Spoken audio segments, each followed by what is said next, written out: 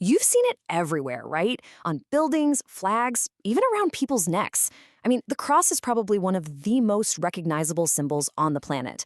But what if I told you its real story is way older, way deeper, and honestly, a lot more mysterious than most of us think? Okay, let's get right into it. So, we all know this one, the Red Cross. Officially, it was established back in 1863. And the story we're usually told is pretty straightforward, right? It's just the Swiss flag with the colors flipped to honor the founder's home country. Symbol of neutrality and help. A simple, clean, modern story. But is that really all there is to it?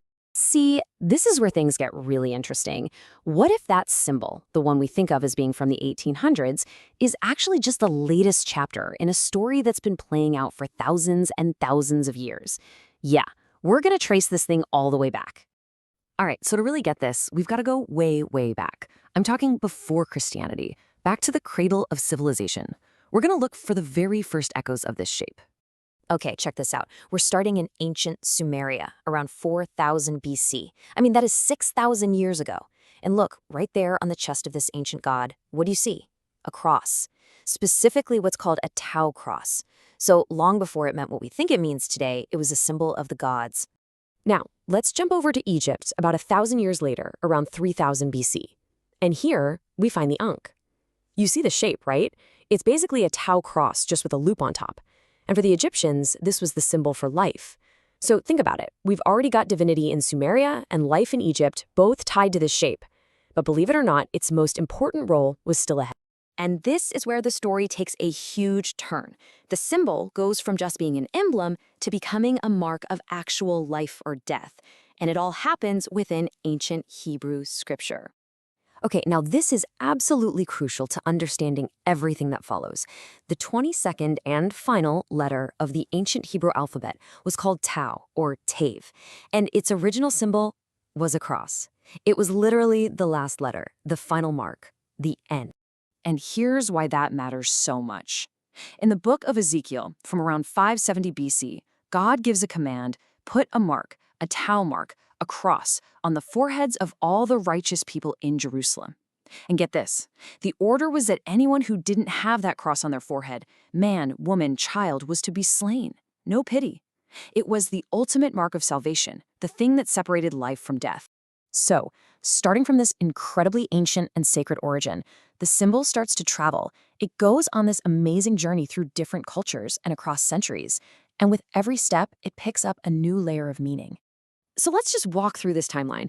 It starts as this life or death mark of salvation back in 570 BC. Then, boom, 30 AD, it becomes the instrument of Yeshua's crucifixion. A few decades later, around 95 AD, Christ himself is quoted in Revelation as identifying with the Tau. Then the symbol just goes global. It shows up in China by 781 AD, it's picked up by the Knights Templar in 1119, and this whole long history leads right up to the founding of the Red Cross in 1863. You can literally follow the thread all the way through. And, of course, this is the event that changes everything, the crucifixion. It's what takes that ancient Tau symbol and cements it as the central symbol of the Christian faith. It becomes all about sacrifice, redemption, and resurrection. And it doesn't take long for this connection to be spelled out. I mean, 3 different times in the book of Revelation, Christ says, I am Aleph and Tau. He's saying he's the first and the last letter of the Hebrew alphabet. He's the beginning and he's the end. And what's the end? What's the Tau? It's the cross. And like I said, this symbol's journey didn't just stay in the Middle East. Not at all. This right here is the Xi'an stele from China. It's from 781 AD, and it tells the story of the first 150 years of Christianity in the region. And look what's sitting right there at the very top, a Tau cross. It just goes to show you how far and wide this ancient symbol had already spread. Okay, so let's jump forward to the Middle Ages. On the left, you've got the Red Cross of the Knights Templar from around 1119 AD.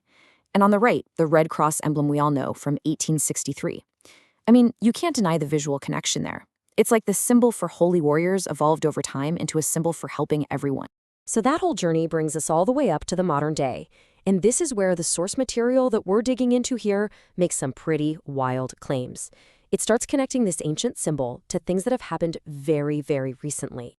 Yeah, according to this source, the story is far from over. It points to a whole sequence of modern events. It starts in 2007 with a bizarre lawsuit where Johnson & Johnson actually sues the Red Cross over who gets to use the symbol. Then, in 2011, a figure the source calls Christ Rael supposedly appears, wearing the Red Cross. Fast forward to 2016, and scientists managed to take a picture of a single photon of light, and it's shaped like a cross. And finally, the source says that in 2019, this Rael person is anointed.